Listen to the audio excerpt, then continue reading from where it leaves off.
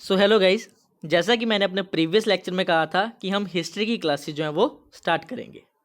Guys साथ ही साथ मैंने अप्रोच भी बताई थी कि हम किस तरह से हिस्ट्री का सिलेबस कवर करेंगे। तो देखिए, सबसे पहले हम एंशियंट हिस्ट्री पढ़ेंगे, देन मेडिवल हिस्ट्री पढ़ेंगे, देन मॉडर्न हिस्ट्री पढ़ेंगे। ठीक है। सो गाइस देखिए, जिस तरह से हमारी हिस्ट्री चलती आई है हम उसी तरह से इसको अच्छे से कवर करेंगे। ठीक है। सो गाइज आज का जो हमारा लेक्चर है वो एंशियंट हिस्ट्री पे ही रहेगा। जो बेसिकली इसके बीच जो टॉपिक इंक्लूड किया गया है वो ये है, पहला प्री हिस्टोरिक पीरियड। ठीक है, जिसमें हम बेसिकली क्या पढ़ते हैं, स्टोन एजिस के बारे में, जैसे कि पैलियोलिथिक एज होगी, मेसोलिथिक एज होगी, नियोलिथिक एज होगी। ठीक है, तो ये सारी की सारी चीज़ें जो हैं वो हम इसमें कवर करेंगे अपने पहले इसमें। ठीक है। और देखिए गाइज, इसको भी मैं पार्ट्स वाइज लाऊंगा, जिस तरह से मैंने इंडियन पॉलिटी में, आपको पता है कि ज़्यादा लेंदी ना हो जाए चीज़ें, तो मैंने पार्ट्स वाइज इंक्लूड की हैं, वैसे ही मैं इसमें भी पार्ट्स वाइज चीज़ें जो हैं वो इंक्लूड करूँगा। ठीक है गाइज, देखिए आज का लेक्चर स्टार्ट करने से पहले मैं कुछ और चीज़ें आपको बताना चाहता हूँ। देखिए गाइज, हिस्ट्री जो है ना वो बहुत इंटरेस्टिंग सब्जेक्ट है। ठीक है, हो सकता है शायद सभी लोगों के लिए ना हो, बट बहुत से लोगों के लिए इंटरेस्टिंग सब्जेक्ट होता है। ठीक है, और क्यों इंटरेस्टिंग है, क्योंकि आपको अपने भारत के बारे में, ठीक है, अपने भारत के हिस्ट्री के बारे में, ठीक है, या फिर मैं कहूँ वर्ल्ड की भी हिस्ट्री के बारे में आपको बहुत सी चीज़ें जानने को मिलती हैं। मतलब आपका जो ज्ञान है ना, आपका जो नॉलेज है वो बहुत ज़्यादा इंक्रीज़ होता है। ठीक है, और जो अक्सर लोग इस चीज़ को जानने में मतलब इच्छा रखते हैं कि क्या हमारा भारत कैसा हुआ होगा, कैसे लोग एंशियंट टाइम पे रहते होंगे, किस तरह के उनके घर होंगे, कौन से टूल्स वो यूज़ करते होंगे, वो क्या खाते होंगे, कैसे रहते होंगे, ये सारी की सारी चीज़ें हमें हमारी हिस्ट्री से ही पता चलती हैं। ठीक है, और गाइज एक और मैं चीज़ आपको बताना चाहूँगा कि देखिए, एग्ज़ाम पॉइंट ऑफ व्यू से तो मैं आपको पढ़ाऊँगा ही, नो डाउट। ठीक है, जितना एग्ज़ाम के लिए इंपॉर्टेंट है वो चीज़ें तो मैं आपको पढ़ाऊँगा, बट व्हाट आई वांट कि मैं आपको एडिशनल चीज़ें भी बताऊँ, कुछ ऐसे फैक्ट्स बताऊँ, ठीक है, जो शायद आपने सुने भी हों या शायद ना भी सुने हों। ठीक है, ताकि आपका और ज़्यादा नॉलेज बढ़े, अपने भारत के बारे में आपको और ज़्यादा चीज़ें पता चलें। ठीक है, अब देखिए गाइस, मैंने भी ये चीज़ें बुक्स में ही पढ़ी हैं या फिर कि मतलब कुछ लोगों से सीखा है ये चीज़ें मैंने भी। ठीक है, किसी लोगों से ही सुनी है मैंने भी कि अच्छा हमारे भारत में ऐसा हुआ होगा। ठीक है, सो ऑब्वियसली वही नॉलेज जो है वो मैं आप तक भी पहुंचाना चाहता हूँ। अगर आपको बाई चांस अगर आपको नहीं पता है तो जो मैं बताऊंगा आप भी वो चीज़ें, मैं चाहता हूँ कि आप वो चीज़ें सुने। ठीक है, बाकी मानना है नहीं मानना वो तो चलो आपकी मर्जी है। ठीक है, जितना एग्जाम पॉइंट ऑफ व्यू से वो तो चलो आप मानेंगे ही, बट और चीज़ें हैं जो शायद कहीं ना कहीं बुक्स में भी ना दी हों, ठीक है, या फिर बुक्स में दी भी हों तो शायद हम उन्हें अच्छे से पढ़ ना पाए हों या पढ़ा ना हो। ठीक है, कुछ भी चीज़ें हो सकती हैं। सो जो मैंने चीज़ें जो गेन की हैं लोगों से इन द सेंस कि मतलब जिन लोगों ने, जैसे आप यूट्यूब पे ही देख लेते हैं, काफ़ी लोग ऐसा बताते हैं हमारी हिस्ट्री के बारे में, ऐसी थी ऐसी थी। ठीक है, सो जो मुझे भी लगी कि वैलिड चीज़ें, हाँ ये चीज़ हो सकती है। ठीक है, सो वो चीज़ें जो है मैं आपको भी बताऊँगा। ठीक है, तो चलिए स्टार्ट करते हैं अपना आज का लेक्चर। देखिए guys, on the basis of availability of sources, ठीक है, कि जो सोर्सेज हमारे पास अवेलेबल हैं उनके बेसिस पे हम हिस्ट्री को जो है वो 3 कैटेगरीज में डिवाइड करते हैं।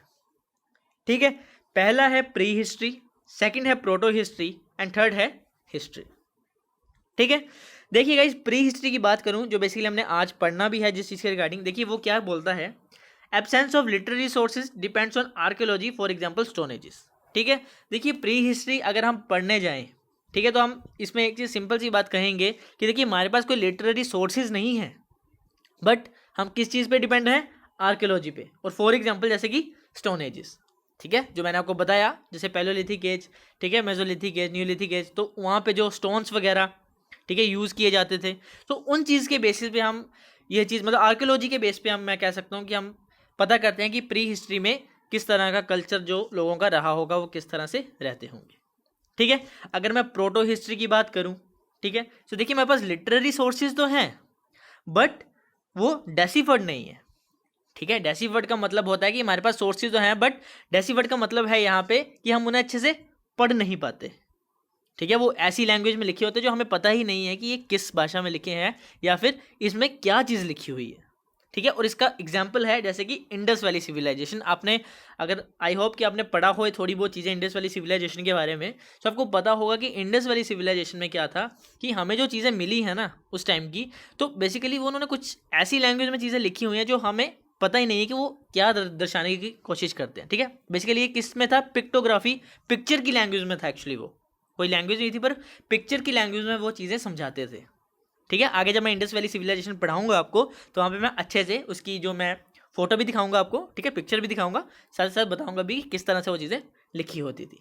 ठीक है, इंडस वैली सिविलाइजेशन से मुझे याद आया कि अभी मैं करंट अफेयर्स जब मैं पढ़ रहा था तो मैंने एक चीज़ पढ़ी, अभी करंट अफेयर्स का ही पार्ट है ये, कि देखिए रिसेंटली एक न्यू रिसर्च हुई है और उसमें पता लगा है कि जो द्रविडियन लैंग्वेज है, ठीक है, आपने पता होगा, आपने शायद सुना होगा, नहीं सुना तो कोई दिक्कत नहीं, हम पढ़ेंगे आगे। ठीक है, जो उसमें रिसर्च में पता चला है कि इंडस वैली सिविलाइजेशन के लोग जो हैं वो द्रविडियन लैंग्वेज बोला करते थे, मतलब वो द्रविडियन लैंग्वेज में चीज़ों को कहा करते थे या बताया करते थे, समझाया करते थे। ठीक है, और देखिए ये द्रविडियन लैंग्वेज वही लैंग्वेज है जो आज के टाइम में साउथ इंडिया में बोली जाती है। ठीक है, जैसे कि कन्नड़ होगी, तेलुगु होगी, तमिल होगी। ठीक है, और वो याद रखिएगा, अभी तो चलो द्रविडियन लैंग्वेज वहाँ पे थोड़ी मॉडर्न है, थोड़ी एडवांस है, लेकिन उस टाइम पे कैसी थी द्रविडियन लैंग्वेज, उसे कहा गया है एंशिएंट द्रविडियन लैंग्वेज। ठीक है, सो ऐसा माना गया है, अभी न्यू रिसर्च में ये चीज़ पता चली है कि एंशिएंट द्रविडियन लैंग्वेज जो है वो इंडस वैली सिविलाइजेशन के लोग जो हैं वो बोला करते थे। ठीक है, सो गाइज यही चीज़ है। बाकी मैं इसको जो है, ये जो करंट अफेयर का पार्ट है, इसको मैं अच्छे से समझाऊंगा आपको। अगर आपने नहीं देखा है तो मेरा एक प्लेलिस्ट है, ठीक है, इसी चैनल में एक प्लेलिस्ट बनाई है मैंने, फैक्ट्स के ऊपर जो चीज़ें हैं उसमें मैं कुछ ऐसे अमेजिंग फैक्ट्स लाता हूँ। ठीक है, जो आपको पढ़ के आपको मज़ा आएगा, आपको अच्छा लगेगा वो चीज़। ठीक है, तो ये जो पार्ट है जो मैंने अभी आपको समझाया, ये भी मैं उसी में ही इंक्लूड करूँगा। ठीक है, तो आगे चल के मैं उसमें बताऊँगा आपको क्या चीज़ें थी। ठीक है, डिटेल में कि किसने ये रिसर्च की है, कैसे पता चला, जो चीज़ें हैं वो सारी की सारी मैं आपको उसमें बताऊँगा। ठीक है, और चलिए अगला देखते हैं, हिस्ट्री। तो देखिए लिटरेरी सोर्सेज हैं, ठीक है, और वो क्या है, डेसिफर्ड भी हैं। ठीक है, हमारे पास लिटरेरी सोर्सेज भी अवेलेबल हैं और हम उन्हें पढ़ भी पाते हैं, तो वो हमारा आता है हिस्ट्री का पार्ट। ठीक है, तो 3 पार्ट आपको पता चल गया, प्री हिस्ट्री, प्रोटो हिस्ट्री और हिस्ट्री। ठीक है, इन तीनों में आपको डिफरेंस भी पता चल गया कि क्या डिफरेंस है। राइट, चलिए अब देखते हैं guys important sources in history. ठीक है, मेन जो चीज़ें हैं उसको पढ़ने से पहले हमें सोर्सेज जानना भी ज़रूरी है कि कहाँ कहाँ से हमें चीज़ें मिलती हैं। तो देखिए हमारे पास 2 तरह के सोर्सेज होते हैं, एक होता है प्राइमरी सोर्स, एक होता है सेकेंडरी सोर्स। ठीक है, देखिए usually first hand information, they are the form the time period involve and have not filtered through interpretation और evaluation. For example literary records, artefacts जिसमें plant specimen, fossils, weapons, tools, clothing, government records and surveys, original recordings, archaeology and diaries etcetera. ठीक है, देखिए बोलता है कि primary sources ऐसे sources होते हैं जो फर्स्ट हैंड इन्फॉर्मेशन प्रोवाइड करते हैं। ठीक है, उस पर किसी भी तरह की कोई इंटरप्रिटेशन नहीं होती। ठीक है, किसी भी तरह का कोई वैल्यूएशन नहीं होता। और एग्जाम्पल भी बताया है, जैसे कि लिटरेरी रिकॉर्ड्स आ गए, आर्टिफैक्ट्स आ गए जिसमें हम प्लांट स्पेसिमेन या फिर फॉसिल्स वगैरह, वेपन्स वगैरह, टूल्स वगैरह, क्लोथिंग वगैरह, ये सारी चीज़ें जो है प्राइमरी सोर्स का पार्ट हैं। याद रखिएगा जो गवर्नमेंट रिकॉर्ड्स हैं और सर्वेज हैं ये भी प्राइमरी सोर्स का ही पार्ट है। ठीक है, और original recordings, archaeology and diaries, ये सारे के सारे प्राइमरी सोर्सेज हैं हमारे। ठीक है, अगर मैं सेकेंडरी सोर्स की बात करूं तो वो क्या होंगी, जो प्राइमरी सोर्स से इन्फॉर्मेशन मिली है, ठीक है, उसको ही इंटरप्रेट करके, ठीक है, उसको ही मतलब उसमें ही कुछ तरह के जैसे आप समझ लो मैंने कोई प्राइमरी सोर्स है उसको मैंने पढ़ा और उसके बाद फिर मैं आपको कमेंट कर रहा हूँ चीज़ के ऊपर कि ऐसा था ऐसा था, तो ये सारी की सारी सेकेंडरी सोर्सेज में आते हैं। ठीक है, तो क्या आते हैं इसमें देखिए, ठीक है, कमेंट्री आ गई, क्रिटिसिज्म आ गया, डिक्शनरीज आ गई, इंसाइक्लोपीडियाज आ गया, मैगजीन्स आ गई, ये सारी की सारी हमारी किस में आती हैं, सेकेंडरी सोर्सेज में। ठीक है, सो आई होप आपको प्राइमरी सोर्सेज और सेकेंडरी सोर्सेज का पता चला होगा। ठीक है, यहाँ तक ईजी है चीज़ें, कोई मुश्किल नहीं है। ठीक है, अब चलते हैं अपने मेन पार्ट पे। ठीक है, चलिए अभी भी थोड़ा सा है इसमें, देखिए इंपॉर्टेंट एरा हमने पढ़ना है इंडियन हिस्ट्री के। ठीक है, वैसे तो काफ़ी ज़्यादा एरर्स हैं पर कुछ इंपॉर्टेंट एरर्स जो हैं हमारे लिए जो ज़्यादा इंपॉर्टेंट है वो हम पढ़ लेंगे यहाँ पे। पहला है विक्रम एरा, जो कब स्टार्ट हुआ था, 56 BC में। ठीक है, कौन थे, Vikramaditya of Ujjain, after drop the Sakas out of Ujjain. ठीक है, उसके बाद आता है साका एरा जो 78 AD का है, याद रखिएगा। ठीक है, Saka king Kanishka occupied Ujjain 137 years later after Vikramaditya. ठीक है, उसके बाद आता है गुप्ता एरा। ठीक है, तो गुप्ता एरा में क्या है, 320 AD में आया है। ठीक है, उसमें कौन थे, चंद्रगुप्त 1। उसके बाद आता है हर्ष एरा जो 606 AD का है। ठीक है, कौन थे ये, हर्षवर्धन ऑफ कन्नौज। ठीक है, और उसके बाद आता है कालाचूरी एरा जो 248 AD का है। ठीक है, और ये किसने फाउंड किया था, बाय ट्राइकुटकास। ठीक है, कौन थे ये, ट्राइकुटकास।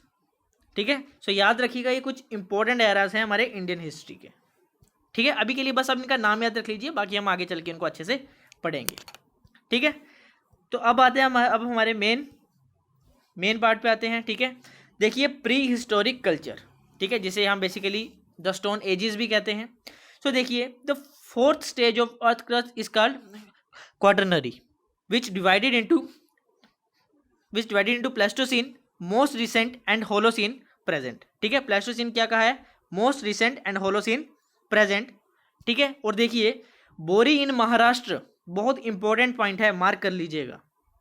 बोरी in Maharashtra gives the earliest evidence on man in India in the middle Pleistocene period. ठीक है, तो मिडल प्लेस्टोसीन पीरियड में जो महाराष्ट्र में बोरी है, ठीक है, जो बोरी है महाराष्ट्र में, ठीक है, वो क्या देता है, एक अर्लीस्ट एविडेंस प्रोवाइड करता है किसका, मैन इन इंडिया का इन द मिडल प्लेस्टोसीन पीरियड।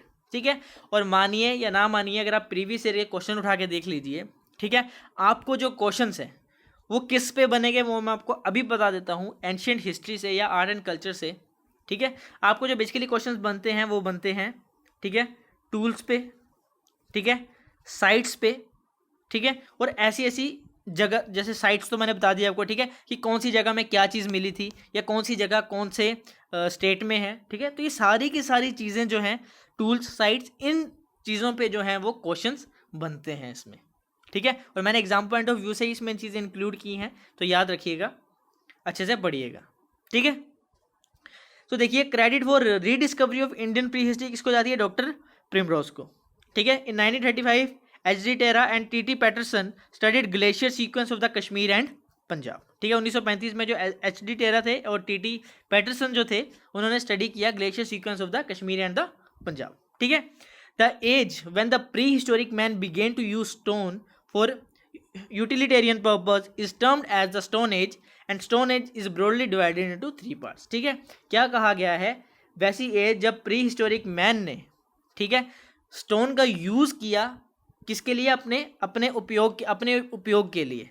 ठीक है, जो उसके पर्पस थे उसको पूरा करने के लिए जब जो प्री हिस्टोरिक मैन ने स्टोन का यूज़ किया तो उसको हमने क्या कहा, स्टोन एज। ठीक है, और स्टोन एज को भी हमने 3 पार्ट्स में डिवाइड किया है, वही मैंने आपको बता दिया, palaeolithic age, mesolithic age and neolithic age. ठीक है, सो देखिए सबसे पहले हम पढ़ेंगे पैलियोलिथिक एज। ठीक है, अगर इसका मैं टाइम पीरियड बताऊँ तो ये है अप टू 9000 BC। ठीक है, जॉन ल्यूबोक थे, उन्होंने क्वाइन किया था पैलियोलिथिक टर्म को। ठीक है, जो थोड़े स्मॉल लेवल के एग्जाम्स होते हैं, ठीक है, उसमें बेसिकली इस तरह के क्वेश्चन पूछ लिए जाते हैं। ठीक है, that who coin the term Palaeolithic, फिर आपको 4 ऑप्शंस दे दिए जाएंगे, तो उसमें एक नाम ये भी होगा, तो याद रखिएगा। ठीक है, जॉन ल्यूबोक हैं, उन्होंने क्वाइन की थी ये टर्म पैलियोलिथिक। ठीक है, देखिए पैलियो का मतलब होता है ओल्ड, लिथिक का मतलब होता है स्टोन। ठीक है, सो क्या मतलब हो गया इसका, ओल्ड स्टोन। ठीक है, अब देखिए development of the first stone tools made of quartzite, hence palaeolithic man also known as quartzite man. ठीक है, देखिए क्वार्टजाइट क्या होता है अगर आपको पता होगा, ठीक है, ये क्या होता है, एक hard non foliated metamorphic rock होती है एक तरह से। ठीक है, और ये जो है वो आप समझ गए कि पैलियोलिथिक टाइम पे इसका यूज किया जाता होगा। सो development of the first stone tools made of quartzite and hence जो पैलियोलिथिक मैन थे उन्हें क्या भी कहा जाता है, क्वार्टजाइट मैन। ठीक है, सो ये तो कुछ फैक्चुअल चीज़ें हैं जो आपको याद रखनी है। ठीक है, अब देखिए this period is categorised bye hunting and food gathering stage. ठीक है, hunting and food gathering stage जो है इस पीरियड को कहा गया है, तो याद रखिएगा। ठीक है, और देखिए यही आपको जो अभी जो यहाँ चीज़ लिखी है ना, इसमें ही थोड़ा सा डिफरेंस आ जाएगा, यही चीज़ होगी आगे चल के मेसोलिथिक में थोड़ा सा डिफरेंस आ जाएगा इसी चीज़ में। ठीक है, वो मैं आगे चल के आपको बताऊंगा, तो ये याद रखिएगा। ठीक है, इस पीरियड को क्या कहा गया है, hunting and food gathering stage. ठीक है, और अगर मैं बात करूँ, बहुत इंपॉर्टेंट पॉइंट है ये भी, मार्क कीजिएगा, animals remains found in the Belan valley in Mirzapur district in UP. ठीक है, हमें एनिमल्स के रिमेन्स मिले हैं कहाँ पे, जो बेलन वैली है कहाँ पे, मिर्ज़ापुर डिस्ट्रिक्ट में, उत्तर प्रदेश में। ठीक है, तो ये हंटिंग और जो फूड गैदरिंग वाली बात हुई है, ये हमने यहाँ पे नीचे एग्जाम्पल दिया है कि जो एनिमल्स के रिमेन्स मिले हैं, ठीक है, वो कहाँ मिले हैं, बेलन वैली में, इन मिर्ज़ापुर डिस्ट्रिक्ट इन यूपी। ठीक है, और यूपीएससी आपको ऐसी ही स्टेटमेंट जो है वो डालेगा क्वेश्चन में। ठीक है। चलिए, on the basis of the nature of stone tools, अब देखिए जो स्टोन टूल्स जो थे हमें मिले हैं, ठीक है, जो यूज़ किए जाते थे इस पीरियड में, हम इनको 3 पार्ट्स में डिवाइड करते हैं। ठीक है, आप देखिए पहले मैंने क्या कहा, देखिए हमने 3 स्टेज में डिवाइड किया, 3 एजेस में, पैलियोलिथिक, मेसोलिथिक, ठीक है, एंड नियोलिथिक, राइट। अब जो है पैलियोलिथिक को 3 में डिवाइड कर रहे हैं, lower Palaeolithic, middle Palaeolithic and upper Palaeolithic. ठीक है, अब देख लेते हैं क्या डिफरेंस है इन तीनों में। देखिए, जब ये एज चल रही थी ना, ठीक है, जब ये टाइम पीरियड चल रहा था, इस टाइम पे क्या था, यहाँ पे चल रहा था आइस एज। ठीक है, मतलब यहाँ पे क्या थी, आप कह सकते हैं एक तरह से ठंड, बहुत ज़्यादा आइस एज चल रहा था यहाँ पे। ठीक है, तो देखिए लोअर पैलियोलिथिक में क्या कहा है, cover greater part of ice age, earliest sub division of palaeolithic age. ठीक है, अब देखिए मेन चीज़ यहाँ पे जो टूल्स यूज़ किए जाते थे, यहाँ पे किस तरह के टूल्स यूज़ किए जाते, देखिए hand axes, cleavers, choppers, chopping tools. ठीक है, अब देखिए मैं आपको आगे उसमें डायग्राम में समझाऊंगा, आपको ऐसी कोई बात नहीं है। ठीक है, पर अभी के लिए इतना याद कर लीजिए कि आइस एज चल रहा था और जो अर्लीस्ट जो सब डिवीज़न है वो पैलियोलिथिक एज में है, और जो टूल्स यूज़ किए गए थे वो कौन से थे, hand axes, cleavers, choppers and chopping tools. ठीक है, अब ये मेन चीज़ आती है यहाँ पे कि साइट्स कहाँ कहाँ मिली यहाँ में लोअर पैलियोलिथिक के साइट्स कहाँ कहाँ मिली। देखिए वेलन वैली, ठीक है, लतीपुर उत्तर प्रदेश में, मद्रास में, ठीक है, और गुडिया केव, और फिर मैं कहूँगी महाराष्ट्र में नर्मदा वैली, ठीक है, चिरकी निवासा, उसके बाद गुजरात में मिली है। ठीक है, क्या है ये, पावागढ़ हिल्स जो फैक्ट्री साइट है, कर्नाटका में मिली है हमें हुंगजी वैली में, बागलकोट, और वेस्ट पंजाब में सोहन वैली में। ठीक है, तो ये कुछ इंपॉर्टेंट साइट्स हैं जो आपको लर्न करनी ही है। ठीक है, इसके लिए कोई ऐसा निमोनिक्स नहीं है, इसके लिए कोई शॉर्ट ट्रिक नहीं है, ये चीज़ें जो हैं इंपॉर्टेंट हैं और ये आपको लर्न करनी ही पड़ेंगी।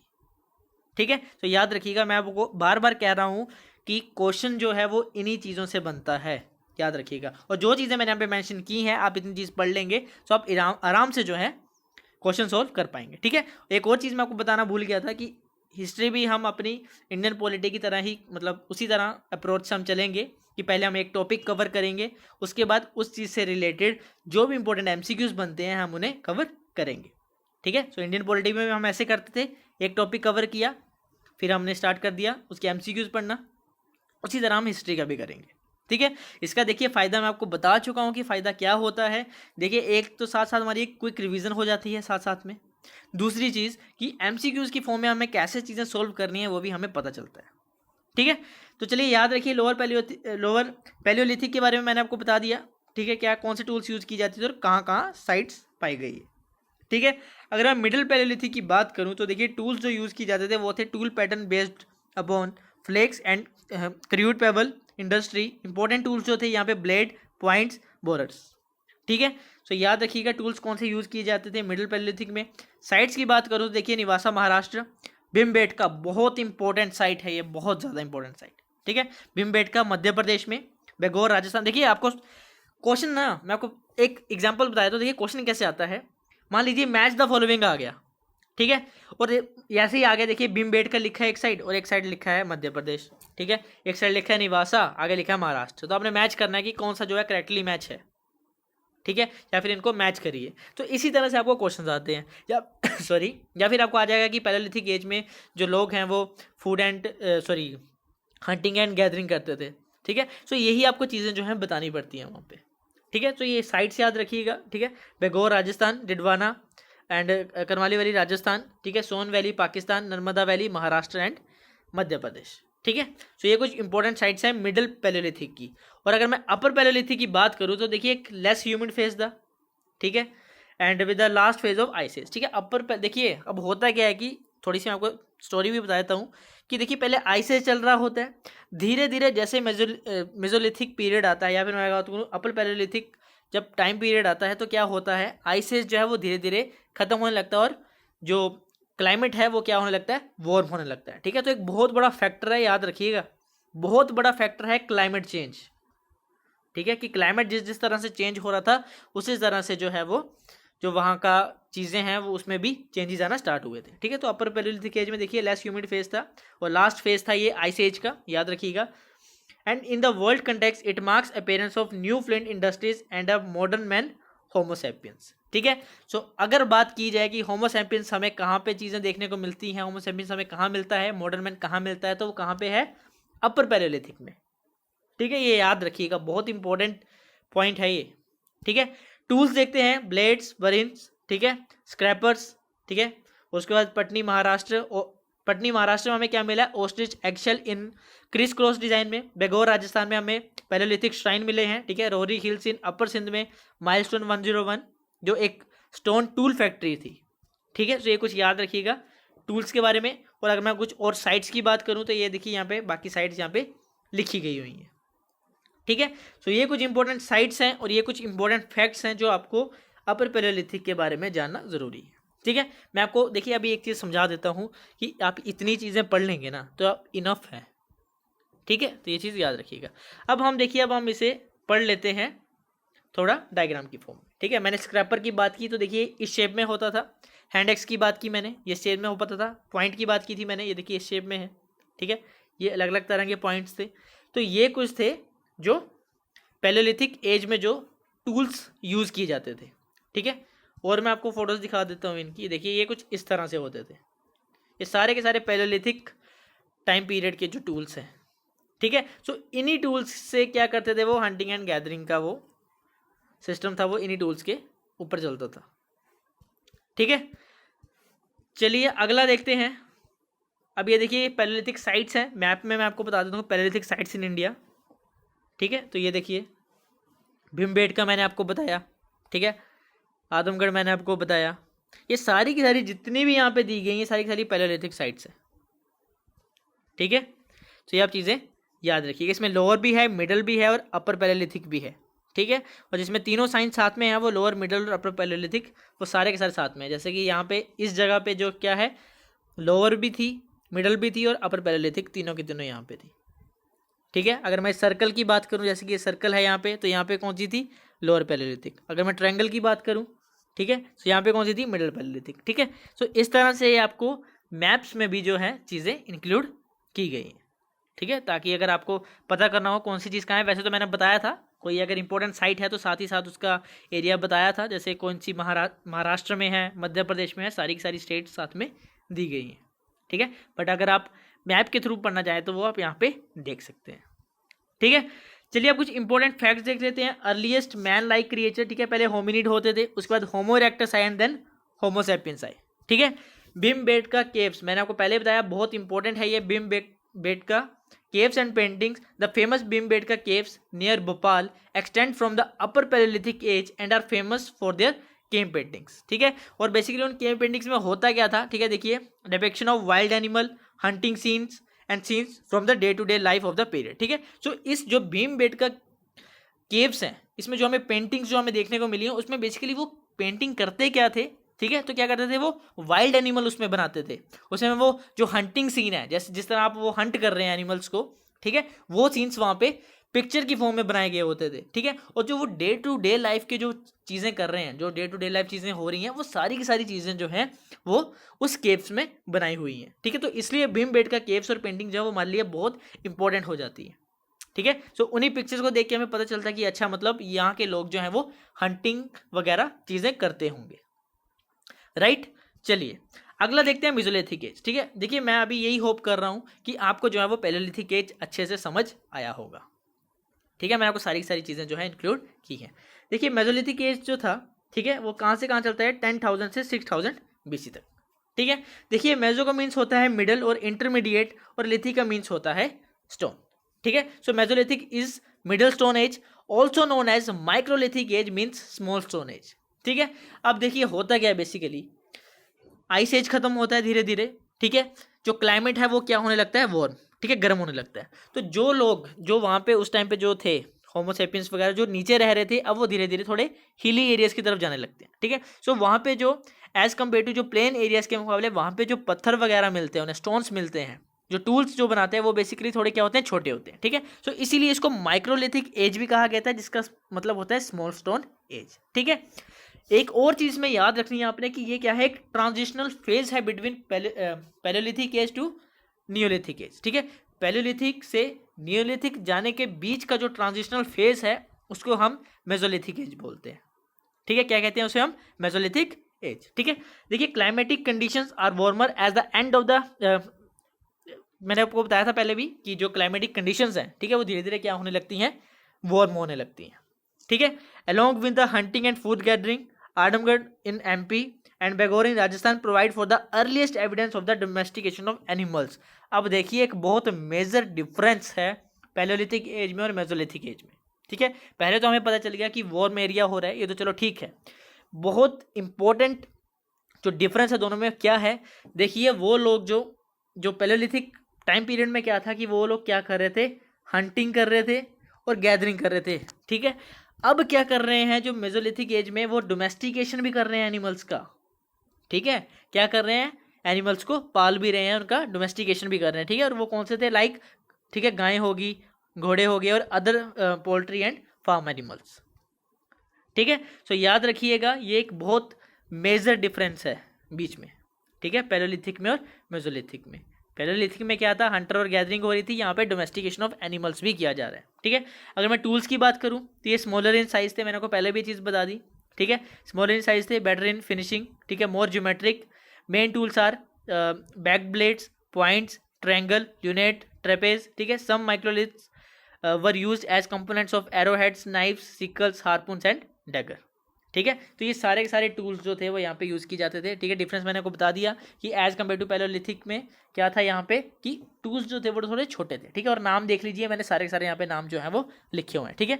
अगर पिक्चर की फॉर्म में देखना चाहते हो तो ये देखिए, ये है ट्रायंगल, ट्रेपेज, ठीक है, बैक्ड ब्लेड्स, ल्यूनेट्स, ये सारे के सारे जो है यहाँ पे दिए गए हैं, ठीक है। तो इस तरह की शेप में होते, देखिए ना कितने छोटे छोटे हैं ये, ठीक है। तो इस तरह की शेप में ये होते थे, राइट। सो देखिए यही चीज़ होती है, डायग्राम का यही फायदा होता है कि आप जो चीज़ें पढ़ रहे हैं वो साथ साथ आपको डायग्राम की, पिक्चर की फॉर्म में आपके माइंड में चीज़ छप जाती है एक तरह से, ठीक है। तो ये सारे के सारे आप जो है देख लीजिएगा यहाँ पे। चलिए, the earliest cultivation and primitive agriculture is suggested in the salt lake Sambhar in Rajasthan. अब देखिए, अगर मान लीजिए कि यूपीएससी ने स्टेटमेंट डाल दी, ठीक है, कि एक प्रॉपर एग्रीकल्चर जो है वो मेसोलिथिक एज में थी, तो क्या ये बात सच है? अगर आपने बस ये स्टेटमेंट ऐसे पढ़ ली कि हाँ ठीक है, earliest cultivation primitive agriculture suggested in salt lake Sambhar in Rajasthan, ठीक है, आपने मान लीजिए आप ये स्टेटमेंट पढ़ ली, आपने ढंग से डीपली नहीं पढ़ी और आपके माइंड में एग्रीकल्चर छप गया है कि हाँ भाई एग्रीकल्चर तो होता था, और यूपीएससी ने पूछ लिया कि क्या प्रॉपर एग्रीकल्चर होता था, तो नहीं, प्रॉपर एग्रीकल्चर नहीं था, पर एक प्रिमिटिव एग्रीकल्चर आप कह सकते हैं कि हमें एविडेंस जो है वो एक तरह से मिले, ठीक है। सो प्रिमिटिव एग्रीकल्चर था, मतलब शुरुआत की, मतलब चीज़ें ऐसे नींव सी रखी गई थी, बट एक प्रॉपर एग्रीकल्चर वाला सीन नहीं था यहाँ पे, ठीक है। और देखिए साइट्स लाइक भीमबेटका, मिर्ज़ापुर, आदमगढ़, ठीक है, MP rock shelter and Pratapgarh are rich in mesolithic paintings, ठीक है, याद रखिएगा ये चीज़, ठीक है। मोरिहन पहाड़ यूपी में bow and arrows, horse and chariot paintings जो यहाँ पे पाई गई हैं, ठीक है। चुपानी मांडो में यूपी में फर्स्ट एविडेंस ऑफ पोट्री पाई गई है, ठीक है। जो आपको पता होगा मिट्टी के वो घड़े वगैरह जो बनाते हैं, ठीक है, जो पोट्री वगैरह होती है, वो फर्स्ट एविडेंस जो पाया गया है मेसोलिथिक एज में, कहाँ पे, चुपानी मांडो यूपी। बहुत इंपॉर्टेंट पॉइंट है ये, बहुत ज़्यादा इंपॉर्टेंट, ठीक है। पोट्री आपको आगे चल के बहुत ज़्यादा ये वर्ड आपको सुनने को मिलेगा, ठीक है, पोट्री वर्ड। सो अभी याद रख लीजिए, मेसोलिथिक में चुपानी मांडो यूपी में जो है वो फर्स्ट एविडेंस मिला है पोट्री का, ठीक है। और अदर इंपॉर्टेंट साइट्स बताऊं तो मैं देख लीजिए, लंगराज गुजरात, बेगौर राजस्थान, ठीक है, दमदमा यूपी, हथकांबा पटनी महाराष्ट्र एंड संगनकालू कहाँ है, कर्नाटका, ठीक है। ये कुछ अदर इंपॉर्टेंट साइट्स हैं, ठीक है। मैं आपको बार बार चीज़ कह रहा हूँ कि ये साइट्स, मतलब जितनी भी चीज़ें मैंने यहाँ पे मेंशन की है ना, ठीक है, ये सारी की सारी एग्जाम पॉइंट ऑफ व्यू से इंपॉर्टेंट है, बस इतना आप माइंड में रख लीजिए, ठीक है। सो मैंने आपको पैलियोलिथिक बता दिया और मेसोलिथिक बता दिया, ठीक है। अगले जो पार्ट आएगा उसमें हम नियोलिथिक और चालकोलिथिक के बारे में चीज़ें पढ़ेंगे, ठीक है। सो आई होप कि आपको आज का जो वीडियो है ये अच्छा लगा होगा, आपको अच्छे से समझ आया होगा, ठीक है। देखिए मैं अभी भी ये चीज़ बोल रहा हूँ फिर से, अगर मेरे पढ़ाने में कोई कमी है, अगर आपको लग रहा है कि मेरा पढ़ाया हुआ समझ नहीं आया, जो मैंने चीज़ें बताई समझ नहीं आई हैं, तो कोई दिक्कत नहीं है, आप कमेंट सेक्शन में एटलीस्ट लिखिए कि सर नहीं समझ आया, हमें नहीं पता चला, ठीक है। मैं अपने आप को और अच्छे से चीज़ें समझ के, या फिर और मैं तैयारी करूँगा कि मैं आपको और अच्छे से समझा पाऊँ, राइट, ठीक है। ऐसी कोई बात नहीं है, ठीक है। बस मैं ये चीज़ चाहता हूँ कि आपको जो है ना बस चीज़ें समझ आए, ठीक है, आपको यहाँ से फिर और कहीं ना जाना पड़े चीज़ें समझने के लिए, ठीक है। और बस यही है, मैं अपने एफर्ट्स कर रहा हूँ, मैं चीज़ें पढ़ा रहा हूँ। सो मैं चाहता हूँ कि आप भी उतने ही एफर्ट्स करिए, आप भी ही पढ़िए उतना, ठीक है। सो आई होप आपको आज की दो चीज़ें हैं पसंद आई होंगी, समझ आई होंगी, ठीक है। समझ आई होंगी तो वीडियो को लाइक करिएगा, ठीक है। नहीं आई है तो डिसलाइक करिए, बट एटलीस्ट बताइए कमेंट सेक्शन में क्या चीज़ समझ नहीं आई, ठीक है। तो तब तक के लिए अपना ख्याल रखें, बाय बाय, टेक केयर।